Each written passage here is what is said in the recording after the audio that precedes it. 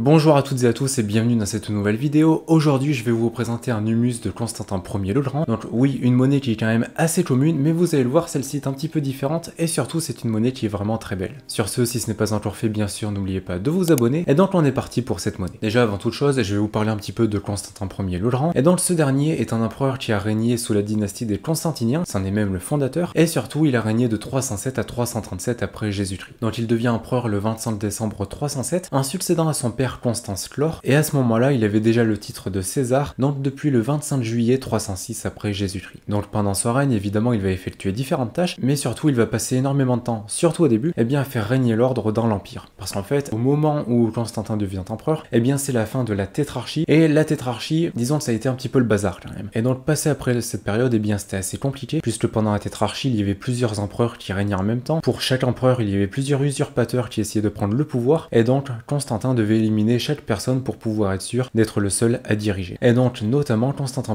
Ier va faire éliminer Licinius Ier. Et suite à cela, il va commencer à faire de grands changements. Donc déjà comme je vous l'ai dit, il va fonder la nouvelle dynastie des Constantiniens. Ensuite il va changer la capitale, donc Rome, par Constantinople. Il va aussi modifier l'administration, etc. Et surtout il va faire des réformes au niveau économique et va notamment créer le solidus, donc qui est une monnaie romaine en or et qui est surtout considérée comme la monnaie romaine la plus stable de l'Empire romain, puisque c'est une monnaie qui vraiment avait une stabilité qui était incroyable. Ça a permis à l'économie de l'Empire de se relever un petit peu, et encore aujourd'hui c'est une monnaie qui a laissé des traces dans notre vie actuelle, puisque par exemple tout ce qui va être solde, donc quand on fait les soldes, etc., ça vient directement du solidus. Lorsque l'on parle par exemple de la solde d'un salaire, ça vient également du solidus. Et il y a également le mot sou, etc., qui provient directement du solidus. Donc ça a vraiment été une monnaie qui a été assez importante d'un point de vue économique pour l'Empire, et même d'un point de vue historique. Mais en dehors de ça, il va également favoriser la popularisation et la croissance du christianisme, et c'est donc grâce à Constantin, qu'une grande partie des Romains ont adopté le christianisme comme nouvelle religion. Mais donc évidemment, son règne va prendre fin, et ceci à sa mort, et donc il meurt le 22 mai 337 après Jésus-Christ, et à la suite de ça, il va y avoir trois empereurs qui vont prendre le pouvoir. Donc évidemment, trois co-empereurs, donc Constantin II, Constance et Constance II. Mais donc voilà pour le règne et pour l'histoire de Constantin Ier. Désormais que vous en savez plus à son sujet,